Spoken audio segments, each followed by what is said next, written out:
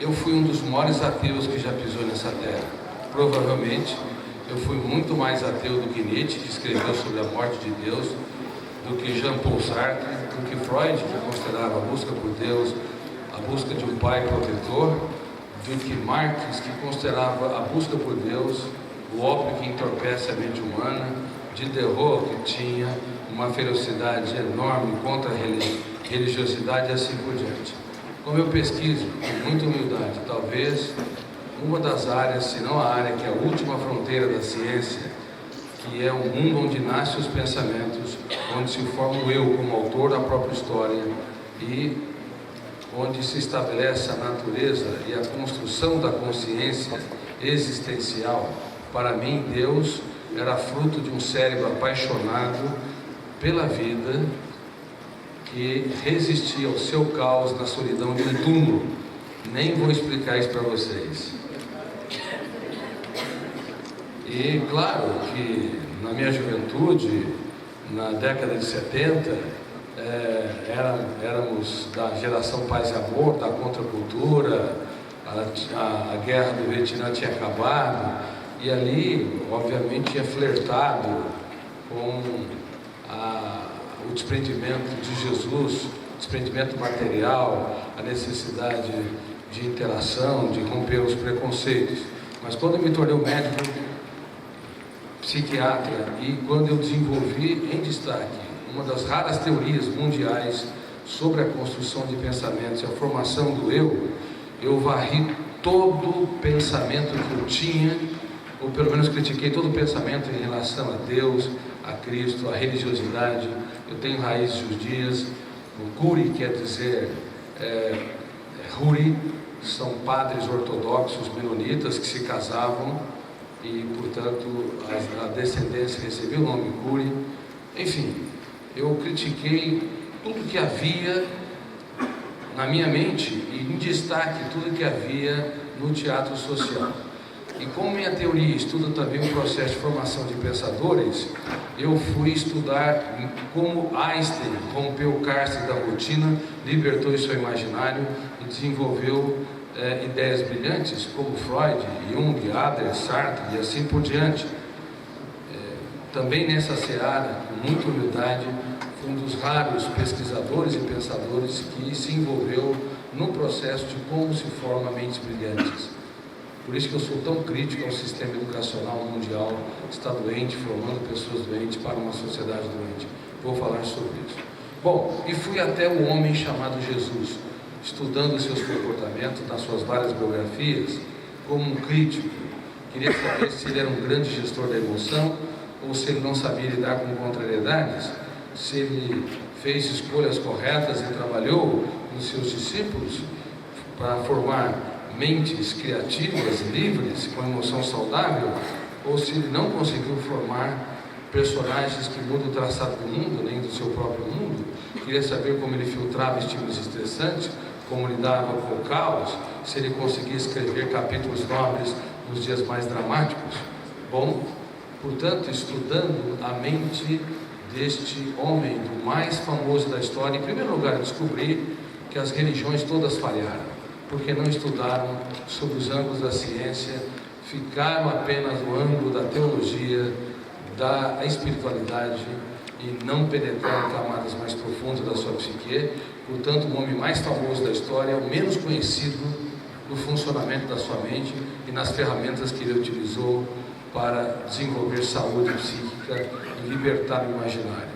A criança que vai ser comemorada nesse mês, neste Natal, a criança mais famosa do mundo, é assombrosamente a menos conhecida no processo de evolução da sua personalidade, na construção das ferramentas básicas que o tornou extremamente impactante ao longo do traçado da humanidade. Bom, então qual que foi o resultado? Eu fiquei simplesmente perplexo, assombrado, extasiado, atônito, porque eu percebi que este homem Jesus não poderia ser construído pelo imaginário humano. E eu percebi também que ele foi o maior gestor da emoção de todos os tempos. E eu descobri que ele aparentemente fez escolhas completamente erradas em relação aos seus alunos. Pedro era imperativo, tenso e ansioso. Se fosse um aluno nos dias de hoje, todo professor queria varrê-lo da sua sala de aula. João tinha personalidade bipolar. No momento era tranquilo, sereno, generoso. No outro, não suportava ser contrariado e sugeriu ao seu mestre, teve a coragem de sugerir para que eliminasse aqueles que não davam com ele. Mateus era corrupto. Se fosse nos dias de hoje, talvez estivesse na Lava Jato. E gerou um motim quando ele foi escolhido entre os fariseus. Tomé era paranoico, inseguro, não confiava nem na própria sombra, um eu fragmentado e frágil. E Judas Iscariotes era o melhor deles, o mais dosado, o mais sereno, da tribo dos Zelotes, o mais culto, só que tinha um gravíssimo problema na personalidade. Talvez o problema que mais atinge os jovens usuários de drogas, que mais atinge pessoas que arrastam os seus fantasmas mentais por toda a sua história. Eles não conseguem mapear os seus conflitos, não têm coragem de penetrar dentro de si mesmo e reconhecer suas loucuras, reconhecer que dissimulam, que disfarçam, que vive um personagem. Judas Iscariotes, portanto, ele não vivia uma história real e concreta. Ele não conseguia falar das suas dores, perdas, das suas lágrimas. Portanto, era um dissimulador. Se houvesse uma equipe de profissionais de recursos humanos, de psicólogos, avaliando as escolhas de Jesus, eles gritariam: que loucura é essa? Suas escolhas são completamente erradas. Bom, eu te pergunto, vocês teriam coragem de andar pelas ruas e escolher aleatoriamente pessoas sem um perfil psicológico adequado? Usava a matéria-prima. Ele era capaz de transformar rochas brutas em obras-primas.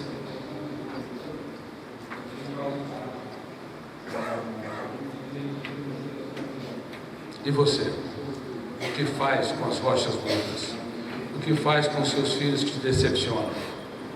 O que faz com seus parentes? Os íntimos são aqueles que mais podem nos machucar. Quando eles te frustram, te traem, te criticam. O que você faz quando o seu parceiro e a sua parceira não correspondem às suas expectativas? Por isso, o resultado foi: eu, como pesquisador e como cientista, me curvei humildemente aos pés da inteligência deste homem.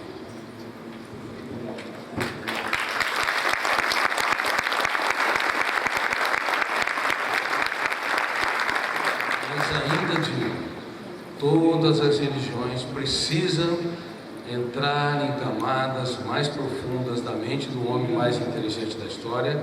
Este livro, ele, com muita humildade, ele é o mais vendido do país hoje.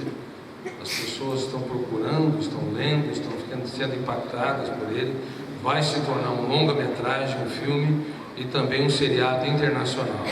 E eu espero que a partir desses estudos nós possamos entender que as religiões podem ser uma fonte de saúde psíquica quando nós respeitamos os diferentes, quando nós abraçamos mais e criticamos menos, quando nós damos o melhor de nós para fazer os outros felizes, quando nós libertamos o nosso imaginário para dar respostas inteligentes nas situações estressantes. Ou as religiões podem ser uma fonte de transtornos emocionais, de doenças mentais, quando somos radicais e exclusivistas, quando não abrimos a nossa mente para respeitar aqueles que são diferentes, quando nós não damos o melhor de nós para aqueles que têm pouco, para aqueles que nos decepcionam. Portanto, queridos amigos, eu não defendo uma religião, me tornei um cristão sem fronteiras, tenho amigos católicos, padres, freiras. Costumo dizer que eu sou a pessoa que mais beija freira no país. Elas amam meus livros, pastores, líderes protestantes em todo o país e fora do país, em mais de 70 países em que eu sou publicado, budistas, islamitas, brahmanistas, ateus. Eu me tornei, de fato, um homem sem fronteiras. E eu espero que vocês se tornem seres humanos sem fronteiras, senão não serão dignos da maturidade. E um ser humano sem fronteira, reitero, é alguém que abraça mais e critica menos, que elogia mais e exclui menos.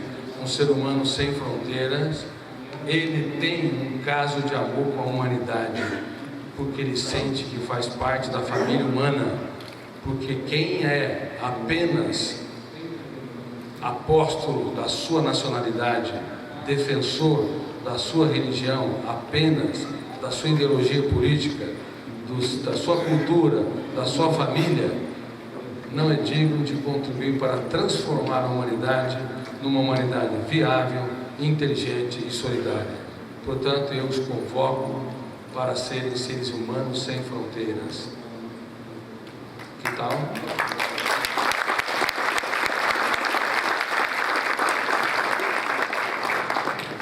Bom, eu tenho muitas coisas para falar para vocês, o tempo é extremamente curto. Eu precisaria de pelo menos o dia todo para ensinar as bases do funcionamento da mente, o processo de construção de pensamentos e a formação do eu como gestor da mente humana. Quero lhes dizer que, na verdade, os diretores de escolas do mundo deveriam estar aqui, psicólogos deveriam estar aqui de várias nações, os membros de várias nacionalidades também deveriam estar aqui, não pela grandeza do pensador.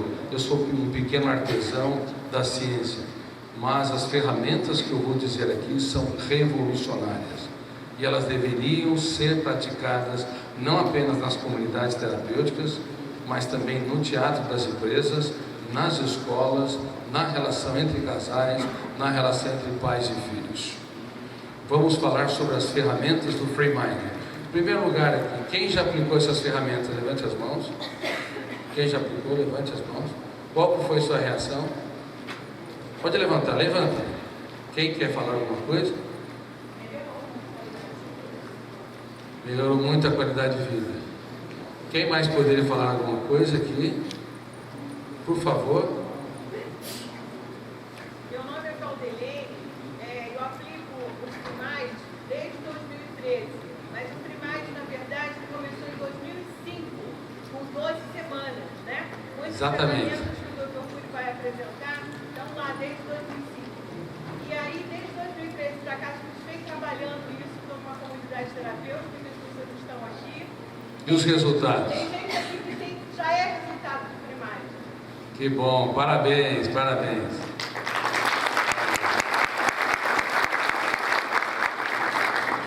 Free Mind, talvez, queridos amigos, seja o primeiro programa mundial de prevenção de transtornos emocionais.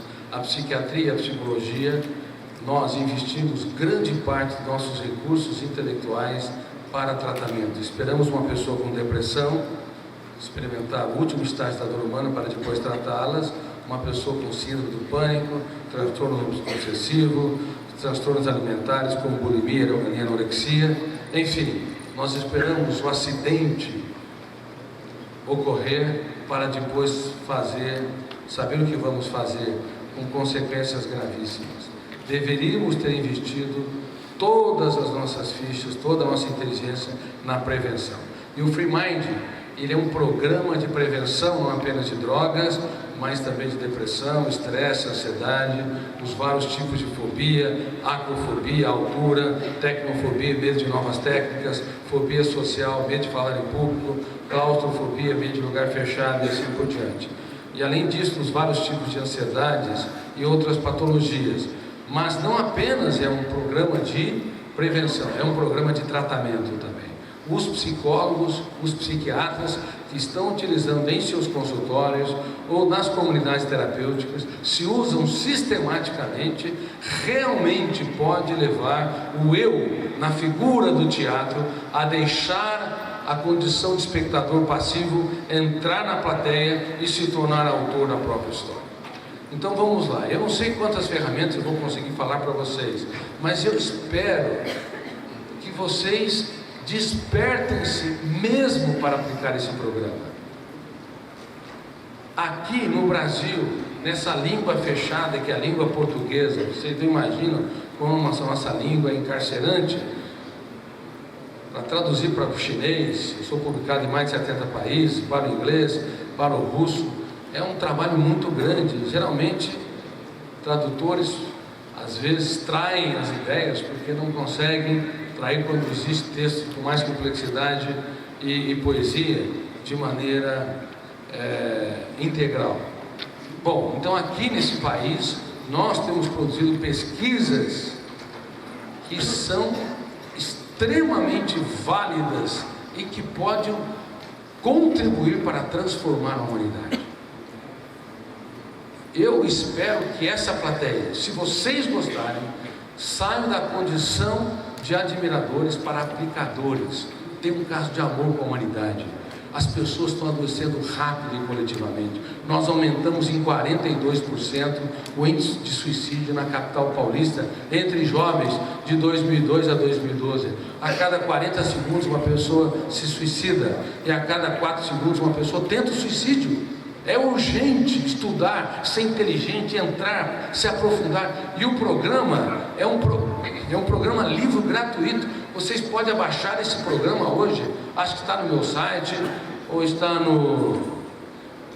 vocês podem pegar, piratear, fazem tantas cópias quanto é necessário, passam uns para os outros. Mas é um programa profundo, é um programa aparentemente entende-se, mas na primeira leitura ou segunda leitura vocês vão captar 30% e talvez não vão aplicar 10%. Por isso tem que haver um estudo sistemático. Então vamos lá, por favor, seu nome é? Diego. O Diego vai me ajudar aqui. Vamos ver o que eu consigo falar para vocês. Free Mind. Bom, ele deveria ser aplicado em todas as instituições. Como eu disse, é um programa de prevenção de transtornos das várias afecções, depressão, ansiedade, fobias, abuso de drogas. E deveria ser aplicado em escolas, comunidades terapêuticas, presídios, instituições de menores, grupos de autoajudas, igrejas e ONGs, em todos os lugares. E o ideal pode passar, deveria ser uma vez por semana. Bom, gerenciar pensamentos é uma das regras de ouro do programa Free Mind. Quem é que tem carro aqui? Levante as mãos. Quem é que já deixou seu carro ligado 24 horas na garagem, seu motorista? Levante as mãos. Ninguém cometeu essa loucura? Sinceramente, quem é que sofre por antecipação aqui? Levante as mãos. Mas vocês cometem a loucura com um veículo mental. Vocês não desligam o veículo da sua mente. Somos irresponsáveis em preservar os recursos naturais do veículo emocional no mundo todo. Essa é uma das minhas críticas. Como é que pode? Vocês cuidam do seu veículo, vocês não nos deixam ligados constantemente, mas a nossa mente não desliga, a nossa mente não desacelera.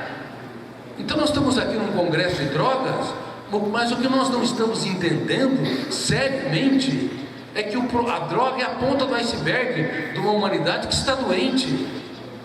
Por isso que o meu falar é diferente de outros profissionais, inclusive com muito respeito de profissionais americanos e profissionais da Europa. O problema é mais embaixo. Quem rumina perdas, mágoas e frustrações aqui? Levante as mãos. Pode ser sincero. Nós estamos aqui num time de pessoas honestas. Olha quanta gente. Vocês teriam coragem de entrar numa casa convidado por um amigo e ir lá na cozinha e enfiar a cabeça na lata do lixo? Sim ou não? Mas por que vocês enfiam a cabeça na lata de lixo da sua personalidade? Vão nos arquivos e ruminam aquilo que tem de pior. Então, como nós vamos prevenir o uso de drogas se nós não usamos ou treinamos o nosso eu para ser autor da própria história? Me explique, como fazer isso? Percebe que está tudo errado? A humanidade está adoecendo rápida e coletivamente. Sim, droga sempre existiu, há uma explosão na atualidade, cerca de 8 milhões de usos, intermitente ou contínuo no Brasil, 24, 25 milhões de pessoas afetadas, mas aqui nessa plateia tem pessoas vivendo uma mente esgotada, péssima qualidade de vida, e são seres humanos brilhantes. São seres humanos que doam para os outros, são seres humanos altruístas. Se vocês são acima da média, estão assim, imagina o resto da população. Vocês estão entendendo? Como é que é o nome da senhora? Terezinha. Qual a sua profissão, Terezinha? Terapeuta ocupacional. Está percebendo, Terezinha, o grave problema? Infelizmente, nossa espécie, ela está à beira da inviabilidade, ela tomou o caminho errado. Estamos todos deslumbrados com a tecnologia de celular, tecnologia multimídia, computadores, internet, Netflix, e não percebemos que no território da emoção estamos esgotando completamente os recursos naturais. Nós temos que gerenciar pensamentos. Sem gerenciar pensamentos não é possível termos qualidade de vida. Sem nós estimularmos as nossas crianças e adolescentes a gerenciá-los, não é possível. E um paciente que é dependente de drogas, ele tem uma droga pior do que a droga química, um eu que é irresponsável em proteger a sua mente e gerenciar os seus pensamentos. Claro, ninguém usa droga se não tiver um pensamento que continuamente é transmitido, é construído de maneira perturbadora. Se você controla os pensamentos, você controla a vontade. Bom, se você abrir mão de escrever sua própria história, provavelmente seus erros, conflitos, culpas, medos, dependência química escreverão a sua biografia. Esse é o grande problema. Quem escreve a nossa biografia, principalmente, não é o nosso eu. Sabe por quê? Por quê? Eu quero um pouco de água, por favor. Você poderia colocar um copo para mim?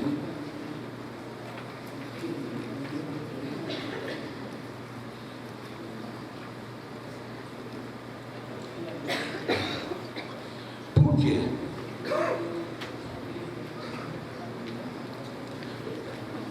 Por que o eu não dirige bem o veículo mental? Por que você acha? Porque ele não se conhece. O eu não se conhece. Você estudou quantos anos? Eu não estudo até hoje. Você faz o quê? Psicólogo. Muito bem. Você aprendeu no ensino fundamental e médio o eu pilotando a aeronave mental? Você aprendeu na faculdade de psicologia? Também não. Esse é o problema. As faculdades de psicologia dão muitas teorias brilhantes, de Alport, Kurt Lewin, de Freud, Jung, Adler, Roger, assim por diante, dos cognitivistas, comportamentalistas, existencialistas, mas faltam teorias que levem o eu a dirigir o nosso script, o eu a pilotar o veículo mental. Agora, eu vou ter que abandonar isso, porque senão eu tenho tantas coisas, eu não vou dar o que é mais relevante. Agora eu te pergunto, você pensa só o que você quer? Quantos psicólogos tem aqui? Quantos? Olha, tem aqui mais de 100 psicólogos. Você pensa, como é que é seu nome? Eduarda, você pensa só o que você quer, o teu eu quer? Eduarda, se você está dizendo que você pensa não apenas o que o teu eu quer, quem pensa o resto? Essa é uma grande questão, não foi respondida pela psicologia, nem foi questionada na psicologia, porque não se estudou essa última fronteira da ciência, o processo de construção de pensamentos, e isso causou um rombo enorme. Bom, de vez em quando você sofre por antecipação? Sim, normalmente nós fazemos isso. Mas o teu eu quer ser masoquista, sofrer por antecipação? Não, o eu não quer.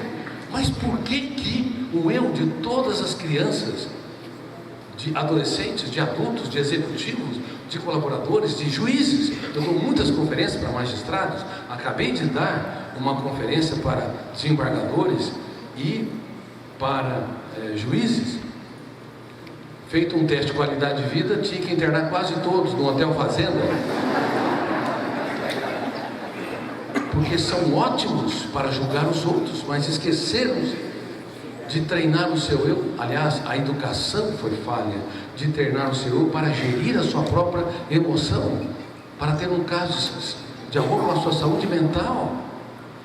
Bom, então aqui vai um grande ensinamento.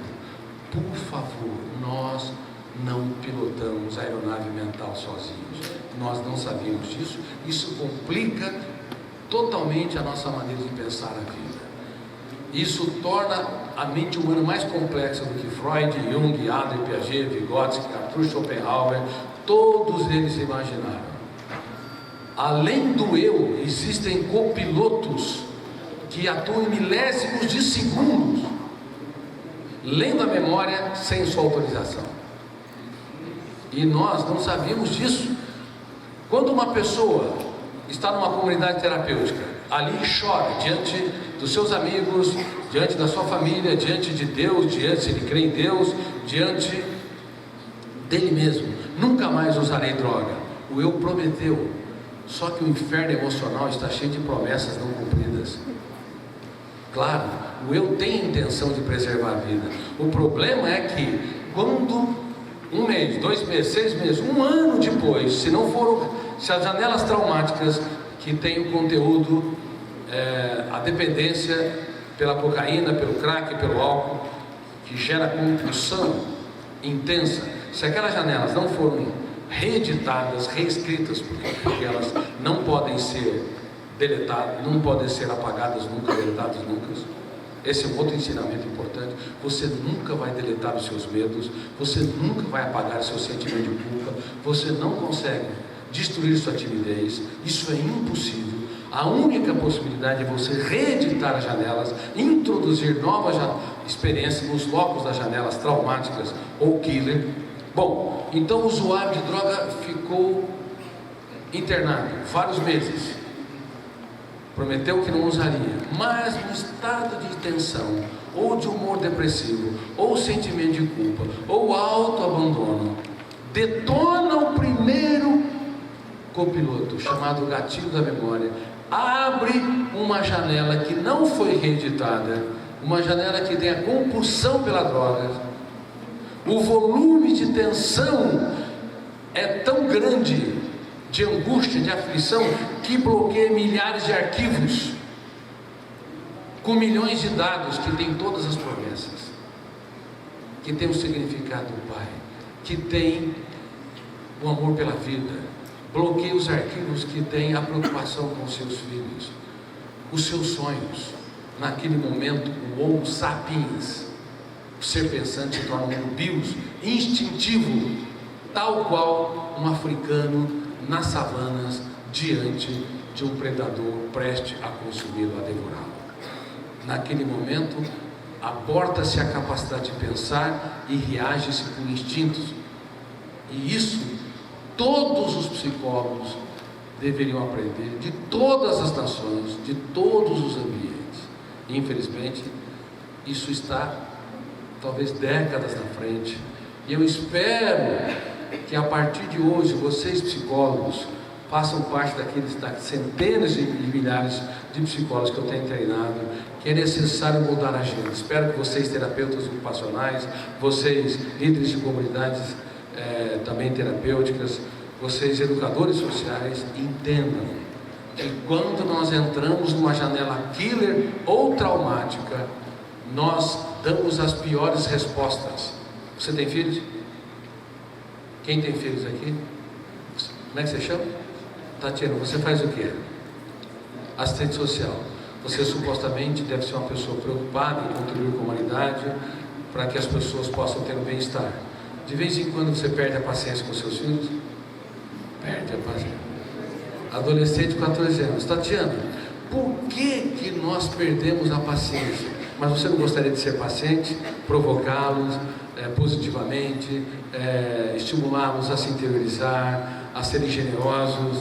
Você não gostaria de dar menos broncas, né? Estimular mais a consciência crítica? Todos pais.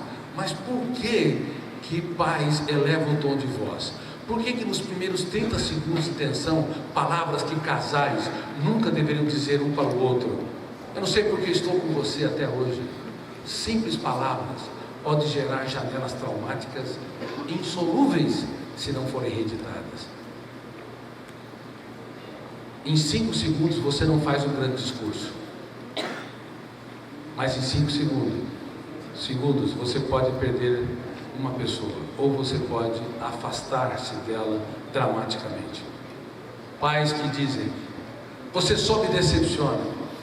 Simples palavras com impacto enorme. Estimulou um fenômeno que nós não sabíamos que existia também, chamado fenômeno RAM, registro automático da memória. Podemos repetir? Registro. Nos computadores você é um Deus, você é um Deus, você registra o que quer, quando quer. No córtex cerebral você nunca será um Deus. Se você detesta alguém, sinto muito, ele vai dormir com você. Queira varrer alguém da sua história, que ele vai ocupar o centro dela, porque o fenômeno RAM, registro, vai arquivar uma janela killer, traumática. E quanto mais ansiedade, mais o volume de tensão é grande. Por isso que o ser humano é o pior inimigo de si mesmo. Toda vez que você tem raiva, exclusão, ódio, ciúmes, sentimento de vingança, você faz mal a si mesmo, porque você registra de maneira solene todos os estímulos estressantes, todas as pessoas que te machucaram. Portanto, faz mal ao hospedeiro todas as emoções não gerenciadas por quem? Pelo eu, o piloto. Quando os copilotos começam a entrar em cena, o resultado é que o eu perde a capacidade de pilotagem, de utilizar os instrumentos de navegação. Primeiro copiloto, gatilho da memória, repita. Segundo copiloto, janelas da memória. Terceiro copiloto, âncora da memória. Quarto copiloto, alto fluxo. Nós temos 4 copilotos pelo menos, que faz uma bagunça em nossa mente. Por que pessoas como vocês sofrem por antecipação ou ruminam perdas e frustrações? São inteligentes. Se você tem um carro, quando você vira a direção para a direita, ele vai para a esquerda? Vai para a direita. Se fosse para a esquerda, você não entraria em pânico? Mas na nossa mente ocorre isso. Você não quer produzir um pensamento perturbador e produz. Você não quer pensar no desafeto e pensa.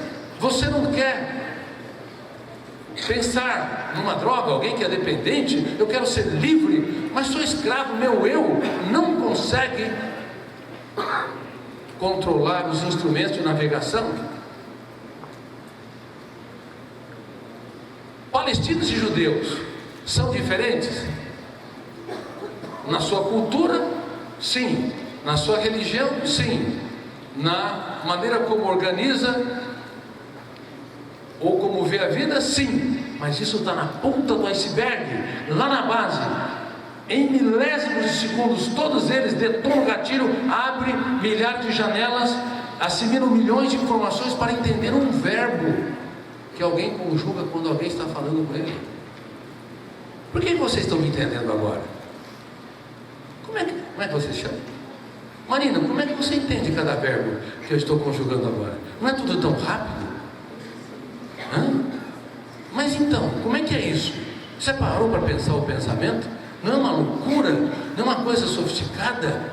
Quando eu comecei a desenvolver essa teoria, há 30 anos, entrando nessa seara, com muita humildade, que poucos entraram em algumas áreas que nunca ninguém entrou. Por exemplo, Sou o primeiro autor que descreveu os 4 fenômenos que lê a memória sem autorização do eu, fenômenos inconscientes, copilotos.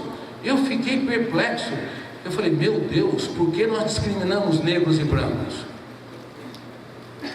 Se na base, todos nós temos fenômenos sofisticadíssimos que abrem janelas, que dão compreensão, a interpretação, as reações, lá na imensa base do iceberg da inteligência, nunca houve negros e brancos, nunca houve japoneses e chineses, e eles têm dificuldades de relacionamento por causa das guerras, nunca houve celebridades e anônimos. Por que como autor mais lido da década, talvez, deste século, pelo menos a imprensa me considera, eu raramente dou entrevistas, eu sou contra o culto à celebridade, que é diferente entre abraçar, beijar, tirar foto, porque vocês já leram os meus livros.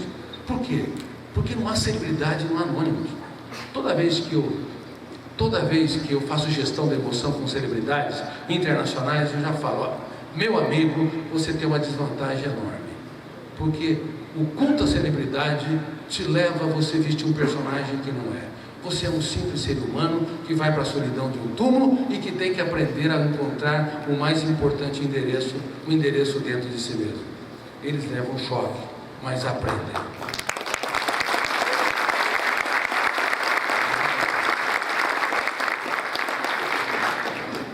E vocês vão ver hoje no cinema, espero que vocês estejam nas telas do cinema, na estreia hoje. Vocês vão ver o choque que eu vou dar na sociedade através de estampar que a sociedade moderna se tornaram um manicômio global. O hospital psiquiátrico fechado é uma coisa, mas as sociedades se tornaram piores do que os hospitais psiquiátricos, porque ali aquelas pessoas são inocentes, enquanto aqui fora nós, por exemplo, viciamos os nossos filhos dando presentes, e pais que dão excesso de presentes geram mendigos emocionais. Sabiam disso? E sabe por que geram mendigos emocionais? Porque viciam os copilotos a precisarem cada vez mais para sentirem cada vez menos. Por isso, no homem mais inteligente da história, eu denuncio a era dos mendigos emocionais. O que os pais deveriam dar? O melhor presente, aquilo que o dinheiro não compra, a sua biografia. Você pode não dar nenhum presente ou dar poucos presentes, mas se você souber dar a sua biografia, falar das suas lágrimas para o seu filho aprender a chorar a dele, porque cedo ou tarde chorará. Se você falar das suas derrotas, para que os seus alunos aprendam a entender que ninguém é digno do pódio, se não utilizá-los para alcançá-los, então você está estimulando o eu a pilotar a aeronave mental. Mas sinceramente, nós falamos eu de maneira banal, um eu que é um realizador de tarefa. Eu faço, eu quero, eu vou, eu fico. Esse eu é infantil. É por isso que tem pessoas de 40 anos de idade que às vezes até são executivos, mas não sabem lidar com contrariedades, tem necessidade neurótica de ser Deus. Por que os políticos, ou vários políticos desse país, estão doentes? Porque eles vestem um personagem, não percebem que são apenas seres humanos. Ninguém é digno do poder se não for desprendido dele. Ninguém é digno do poder, seja político, intelectual, social, cultural, científico, se não se curvar diante da sociedade para servi-la. Porque se nós usamos a sociedade para nos servir, nós somos indignos da maturidade, somos infantis, ainda que estejamos debaixo dos holofotes da mídia.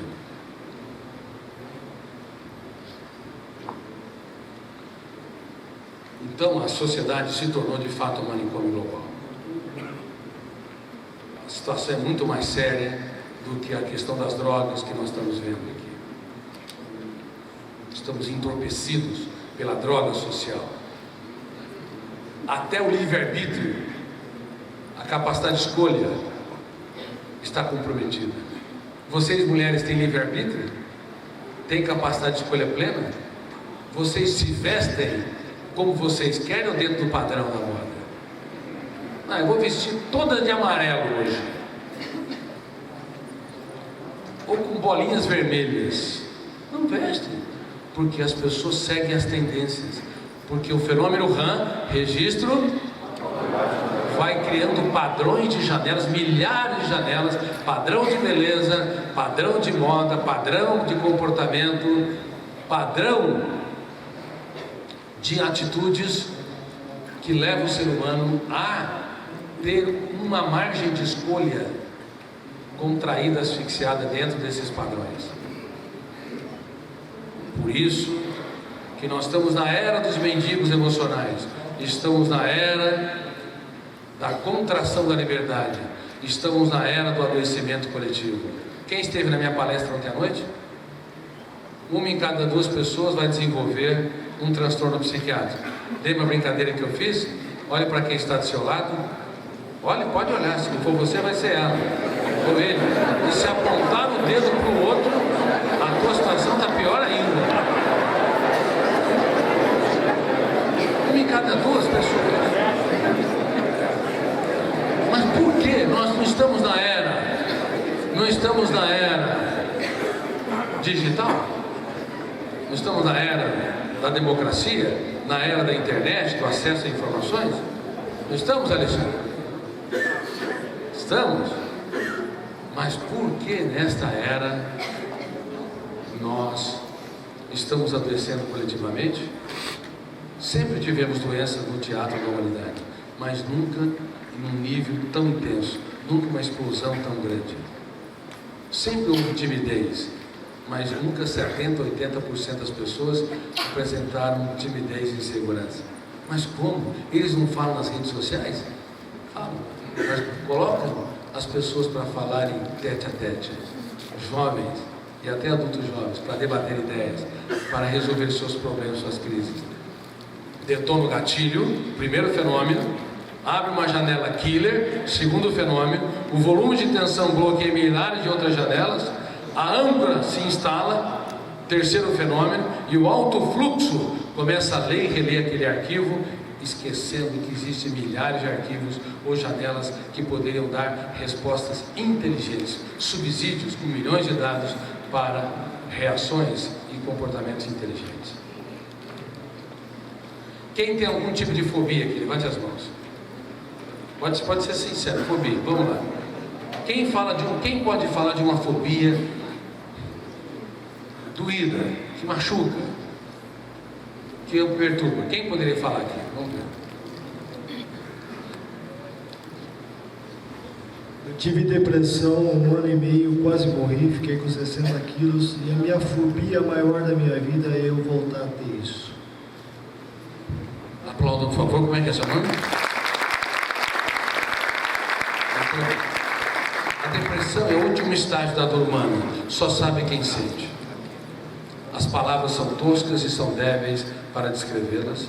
E cerca de 20% da população ao longo da vida, 1 bilhão e 400 milhões de pessoas, deve ser marcada por um transtorno depressivo, dos vários tipos: distímicas, bipolar, aquela que flutua, a depressão maior, aquela pessoa que sempre foi alegre, marcada por problemas, acaba desenvolvendo uma contração do prazer de viver, ideias perturbadoras, isolamento social, e às vezes mexe até com os instintos como libido, prazer sexual, instinto da fome e assim por diante. O medo do passado, quando as pessoas foram traumatizadas, é muito grande. Medo de perder alguém. Quando se perde uma criança, quando se perde um pai, também isso nos assombra. Medo de reproduzir uma humilhação, quando alguém foi publicamente, passou pelo vale dos vexames, seja por alguém, um executivo, seja por um professor, ou por colegas, bullying, sempre se torna o nosso algoz, o nosso carrasco. Agora, por que você tem esse medo? Porque, em primeiro lugar, a experiência foi muito mais do que você conseguiu escrever. Em segundo lugar, porque não se apaga todas as janelas traumáticas e killers que estão dentro de você. Mas o teu eu pode pilotar a aeronave mental. Você pode e deve usar a técnica que eu falei ontem, do DCD: duvidar, criticar e determinar. Duvidar de que não conseguirá superar esse medo. A dúvida é vital, porque se você não duvida, você preserva a janela killer. Se você duvida, você enxerga uma nova experiência naquela janela que financia uma verdade absoluta, que você pode reproduzir a tua experiência. Então, todos vocês têm de aprender a usar todos os dias a arte da dúvida contra pensamentos perturbadores, contra ideias angustiantes, contra emoções tensas, contra sentimentos de culpa, sentimento de incapacidade.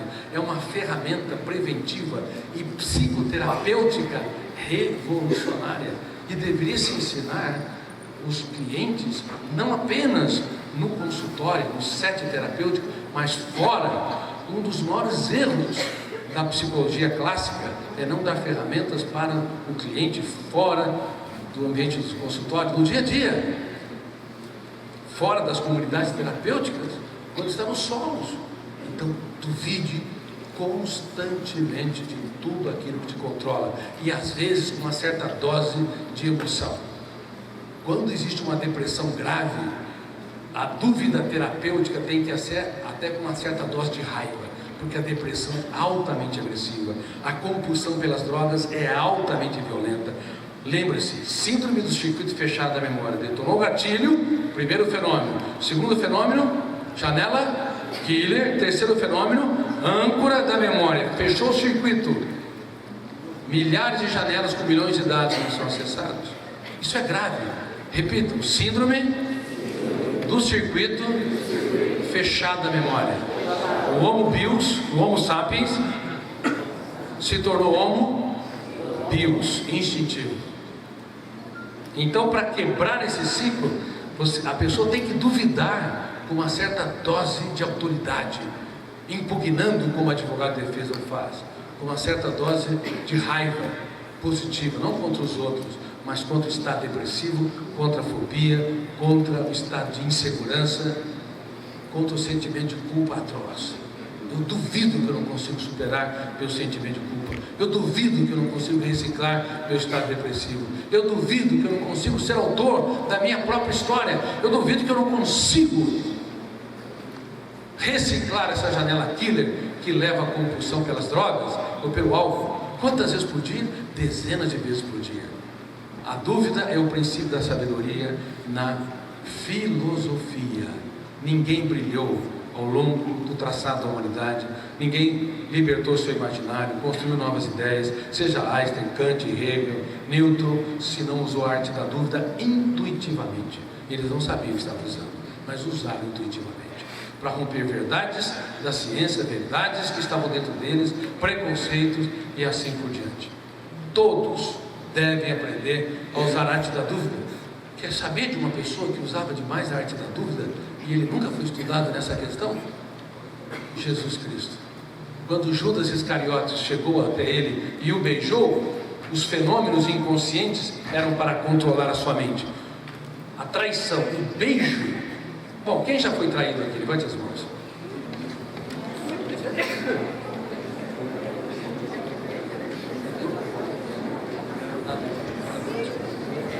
Reitero, de novo, quem já foi traído aqui? Levante as mãos. A dor da traição é uma dor pequena ou dramática? Dor de morte. É uma dor de morte. Como é que é seu nome? Aplauda o Vladimir, por favor. Quem nos trai, seja qual for a traição, os amigos ou os inimigos? Os amigos. Os inimigos, entre aspas, nos decepcionam.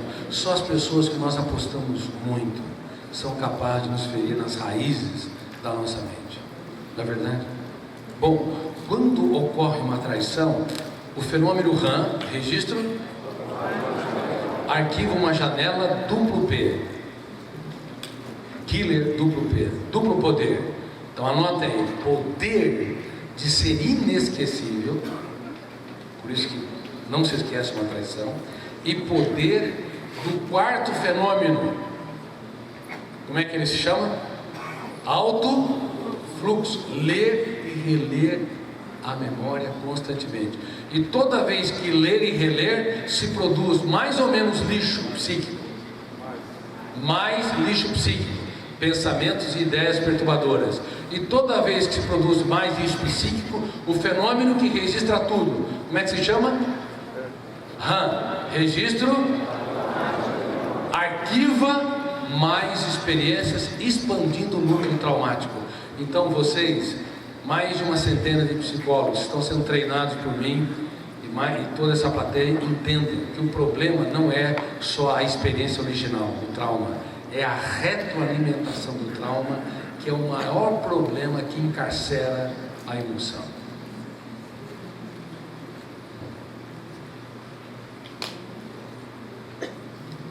Freud falava do trauma original. Agora, nós, à luz dos fenômenos inconscientes, estamos percebendo que em qualquer época podemos adoecer, mesmo não tendo na primeira infância nenhum trauma, tendo uma infância feliz e uma adolescência preservada de estímulos, porque para a psicanálise você tinha que ter traumas na infância que se desenvolviam com conflitos na vida adulta. Mesmo tendo uma vida infantil e juventude preservada, é possível adoecer se ocorre uma traição, por exemplo, sexual, uma traição de um amigo, uma traição empresarial, uma traição nos negócios. O registro é dramático, gerando uma janela killer duplo P, e se o eu não atua, ela se torna inesquecível. Duplo P, poder de ser esquecido, poder de ser retroalimentada. O alto fluxo lê e relê, e o eu onde fica? Como é que é seu nome? Daniel. E o eu? Quando o alto fluxo começa, imagina a figura do teatro, Daniel. O alto fluxo começa a ler e reler constantemente a traição, ou constantemente a humilhação pública, ou a experiência do uso de droga, a compulsão. Quando o alto fluxo começa a ler e reler na figura do teatro, o eu está aqui dirigindo o script ou na plateia com o espectador passivo? Esse é o problema. Grande parte, Daniel, e vocês todos têm de saber, do tempo o nosso eu é um mero espectador passivo, e nós não sabemos que isso é gravíssimo.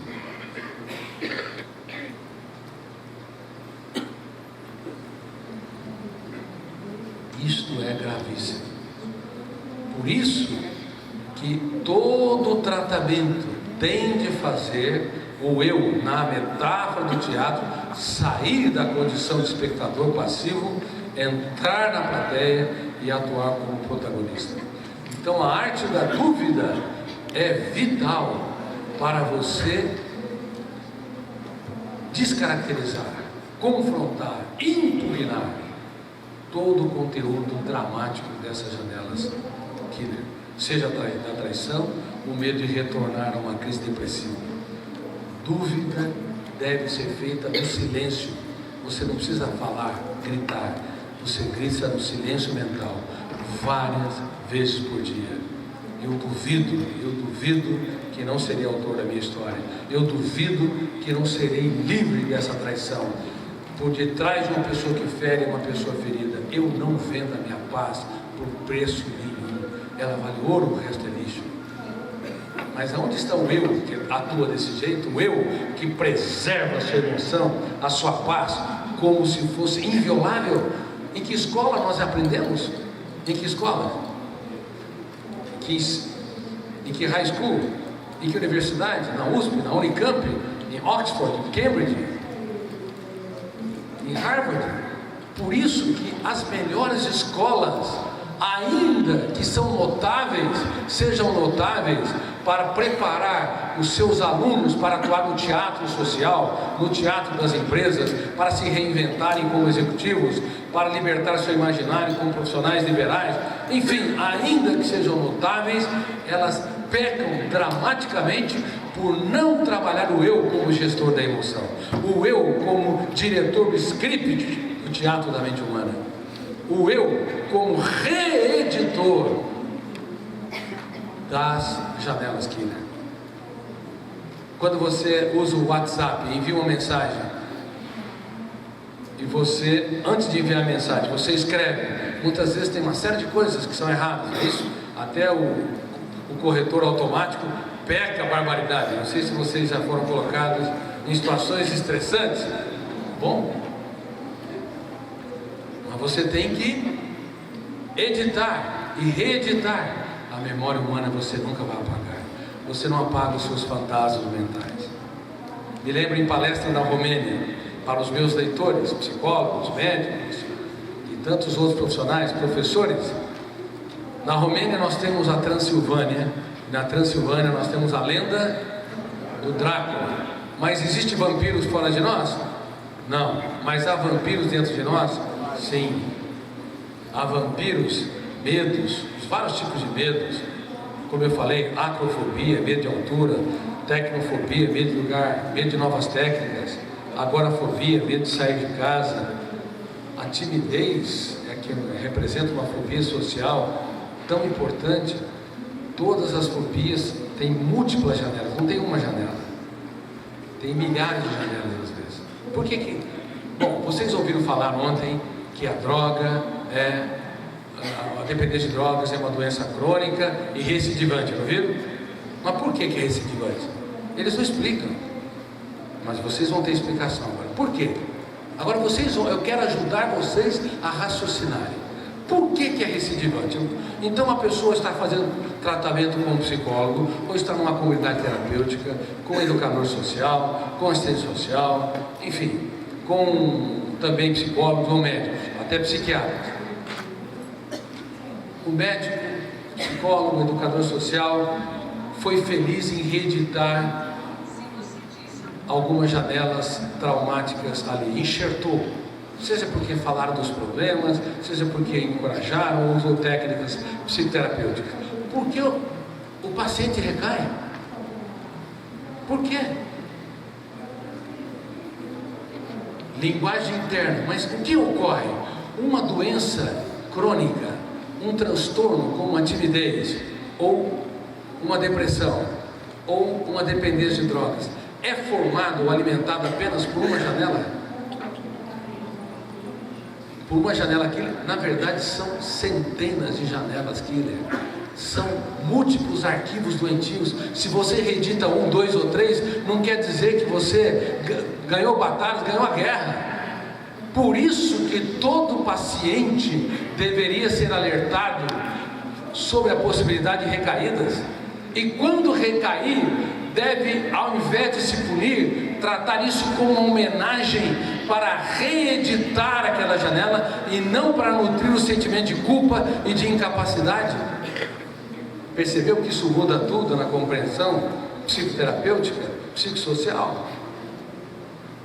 Todas as vezes que eu tinha um paciente grave, eu sempre amei, no bom sentido da palavra, tratar pessoas que já foram combalidas, passaram nas mãos de vários psiquiatras, com todo tipo de tratamentos, casos arrastados, 10, 20, 30 anos, praticamente irrecuperáveis.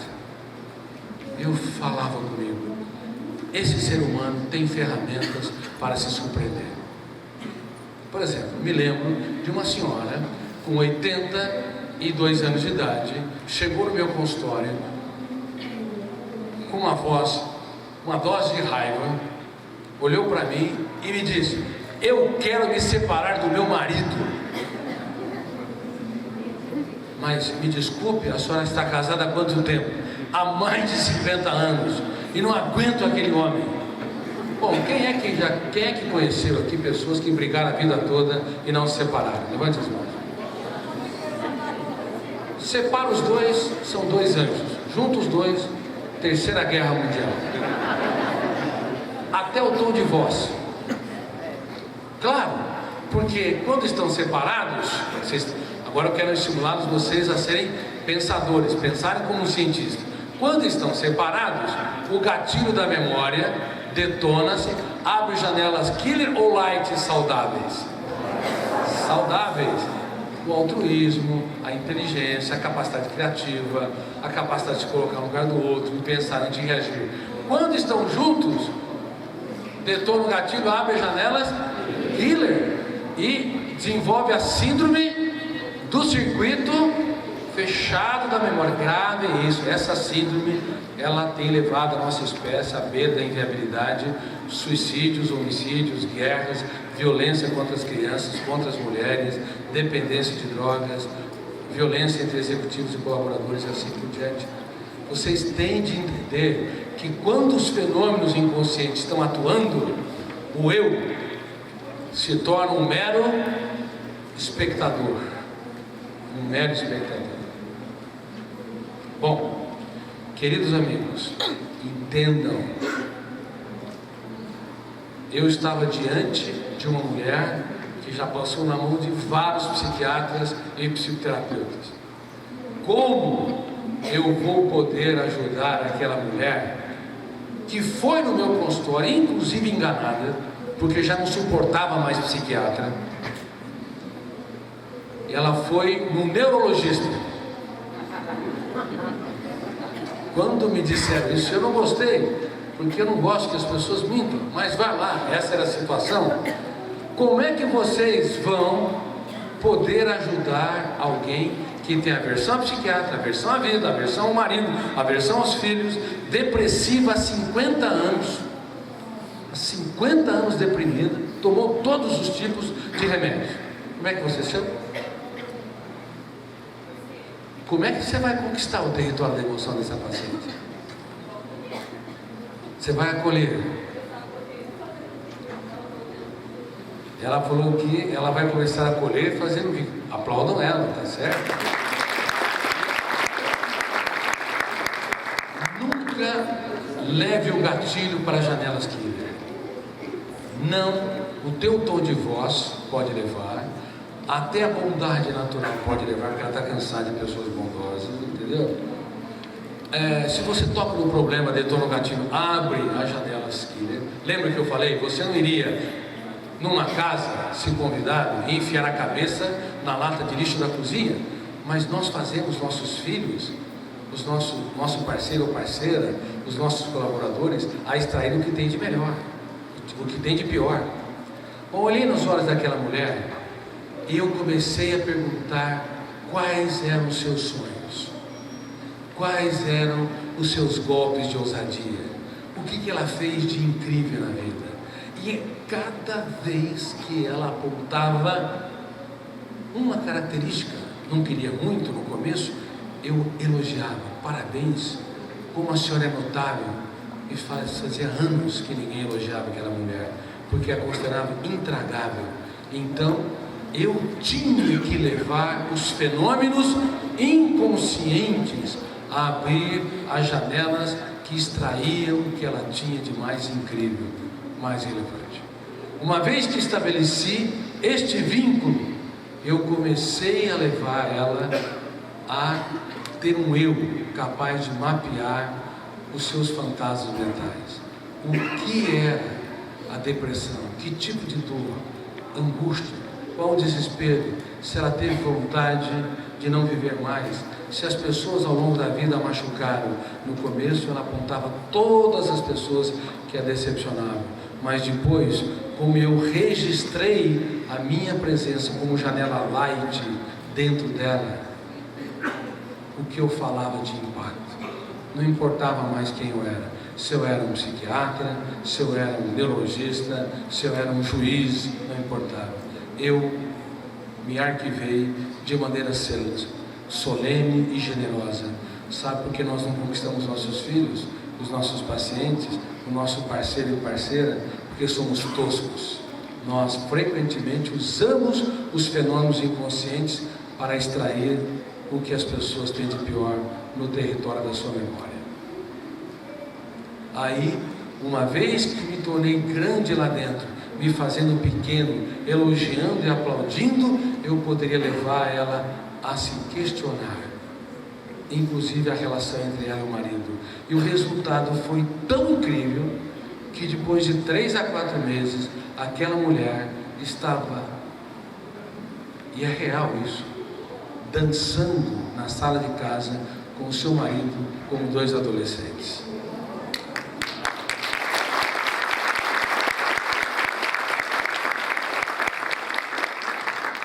E ele, que foi um dos mentores de uma das maiores faculdades de medicina do país, que já estava fisicamente combalido, ele revigorou suas forças. Aquele casal deu um salto surpreendente. E eu escrevi uma frase, eles colocaram no quadro: parabéns, vocês se tornaram poetas da vida. Talvez nunca escreveram poesias, mas aprenderam a fazer da vida uma poesia. Escrever os capítulos mais importantes de sua história nos momentos mais difíceis de suas vidas.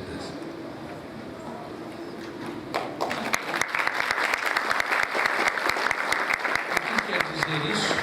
Que há dentro de cada ser humano um potencial incrível que nós não levamos em consideração porque não conhecemos. Nós temos tendência a classificar uma pessoa como arrogante, egocêntrica, egoísta, arredia, radical, fechada, sem entender que quem está construindo essa arquitetura socioemocional não é o eu, ela é vítima. Queridos amigos, nós também frequentemente somos vítimas. Nos primeiros 30 segundos de tensão, nós cometemos os maiores erros de nossas vidas. Quando detona o gatilho, abre uma janela killer, o volume de tensão faz com que a âncora se fixe, o alto fluxo começa a ler e reler. E os pais dizem coisas que nunca deveriam dizer para os seus filhos, como eles disseram.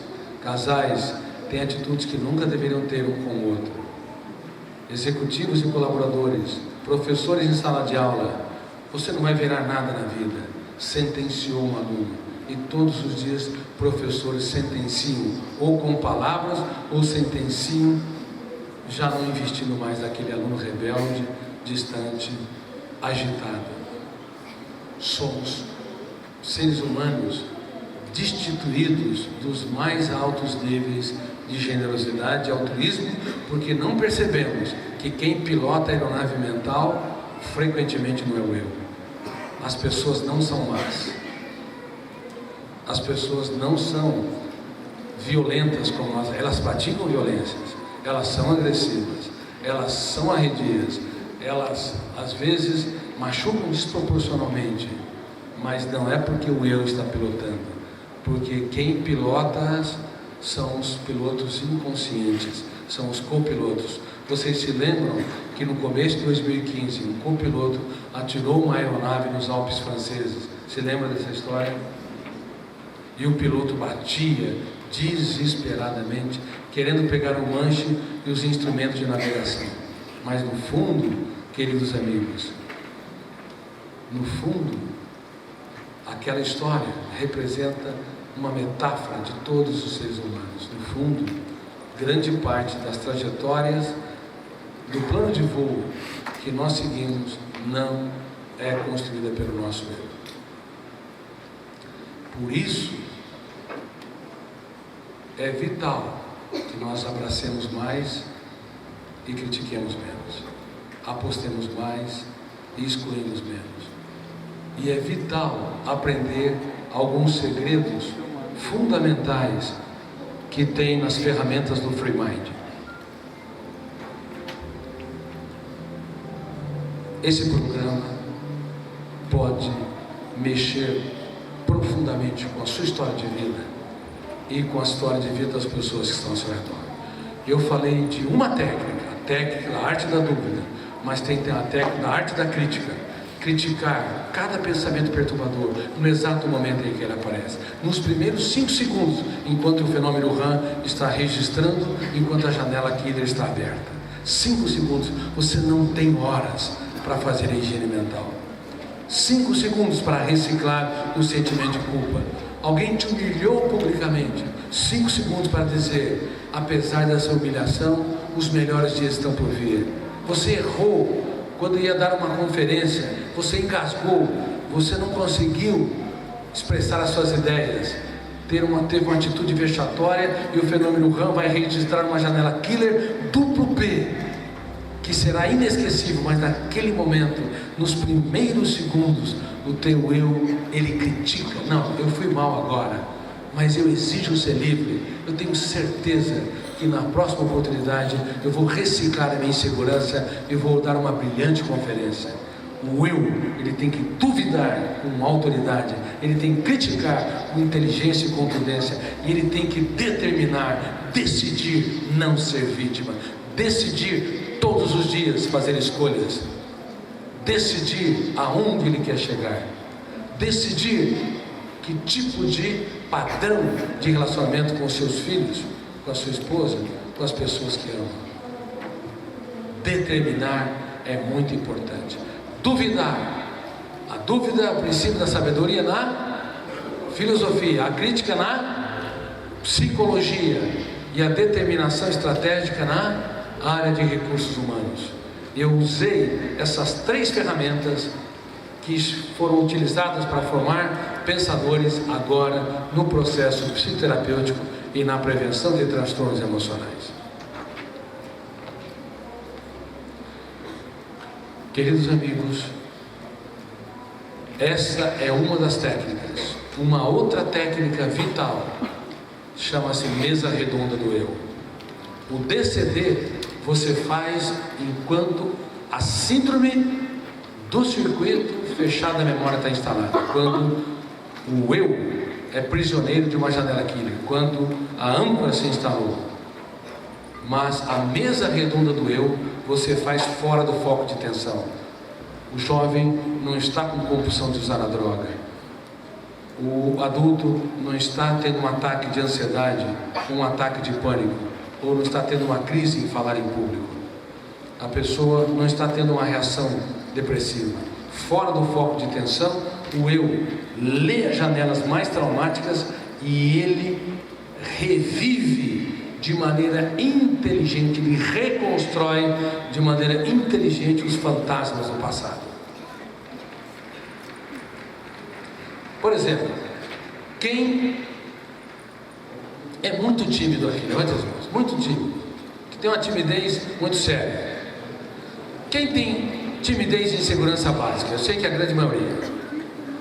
Agora, ok, mas uma timidez atroz que impede de falar em público. Você, como é que você chama você de barba? Pablo. Você gostaria de aprender a falar em público? Gostaria de ser mais solto, Pablo? Levante-se, então, por favor.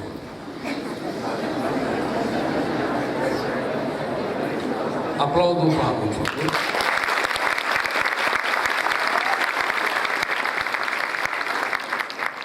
Pablo, considere a mente humana com muitos porões. A timidez não ocorre porque o seu eu quer ser tímido. Mas por quê? Quantos fenômenos inconscientes controlam o eu? 4. Então vamos lá. Gatilho da memória, janela killer, não é a janela light killer, a âncora da memória e o alto fluxo. Toda vez que você estiver numa situação pública, antes de você estar no foco de tensão, você poderia construir janelas light ao redor do núcleo traumático. Ou seja, você vai conversar com o próprio Pablo. Pablo, da onde surgiu esse medo de falar em público? Por que essa necessidade ansiosa de se preocupar com o que os outros pensam de si? Você se preocupa com o que os outros pensam falam de si? Preocupa com o juízo alheio? Preocupa com o olhar dos outros? Mas você tem de aprender, repita essa palavra: eu preciso ser fiel à minha própria consciência. Quem não é fiel à sua consciência tem uma dívida impagável consigo. Poderia repetir? Quem não é fiel à sua consciência tem uma dívida impagável consigo mesmo. Então o seu eu, ele vai reunir-se com a sua timidez de todos os dias, fora do ambiente tenso, fora do foco de conflito. Você vai questionar o Pablo. Eu tenho capacidade, eu exijo ser livre, eu não quero ser escravo do que os outros pensam e falam de mim. Eu quero ter liberdade, ainda que eu gagueje, ainda que eu possa não me expressar plenamente. Todos os dias eu vou ser autor da minha própria história. Quando surgiu? Meu pai, minha mãe, em que circunstância eu passei por vexames? Em que reação eu fiquei vermelho, rubro? Quando o teu eu começa a construir janelas light por se questionar, você vai ao redor dos núcleos que tem timidez construir um bairro excelente.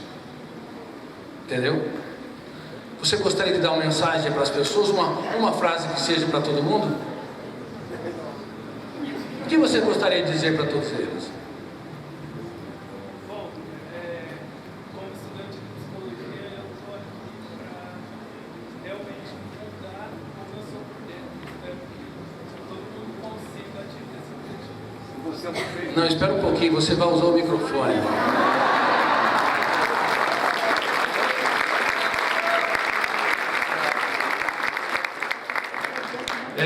Vamos lá. Eu, como estudante de psicologia, eu vim aqui no intuito de me redescobrir por dentro e saber como eu posso melhorar. E espero que todo mundo aqui encontre pelo menos uma parte disso.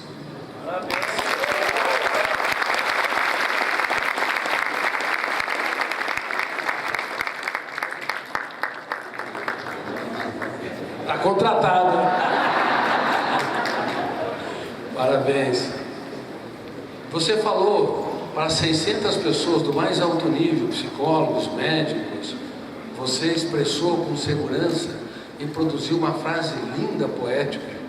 Se todos os dias você fizer uma mesa redonda com os fantasmas que te assombram, os vampiros emocionais, sob a luz da razão, são domesticados. Estou usando uma metáfora.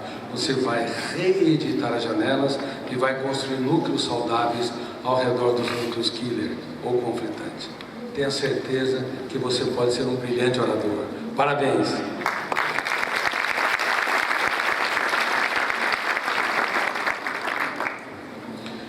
Queridos amigos, então vocês estão começando a perceber que é uma falha educacional mundial.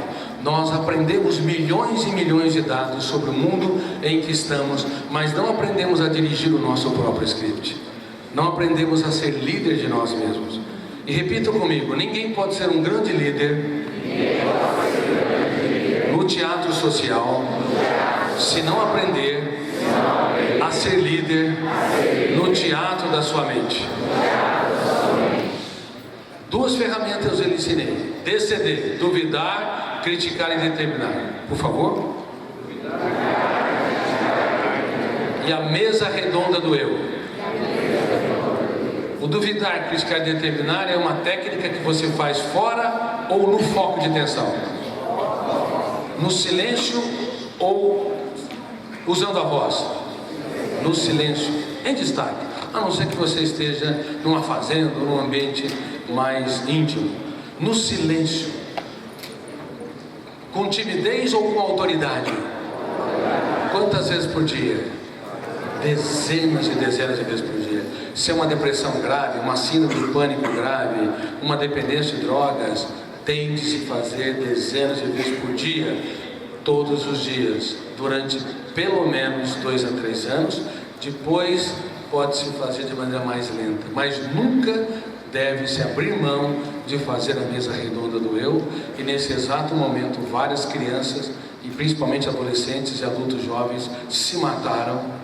A cada 40 segundos uma pessoa se suicida porque não aprenderam essas técnicas. Se aprendesse essas técnicas, mesmo que o mundo desabou, mesmo que houve traição, vexame, perda financeira, erro, o eu poderia gritar: eu duvido que os melhores dias não estão por vir, eu duvido que não superarei meu autoabandono e minha humilhação, eu duvido que não serei diretor do meu próprio script. Eu critico as ideias perturbadoras, critico a emoção tensa, critico até meu eu passivo, irresponsável, que não toma partido da minha própria história. Eu determino aonde eu quero chegar, eu decido não ser escravo dessa autopunição, dessas ideias de suicídios.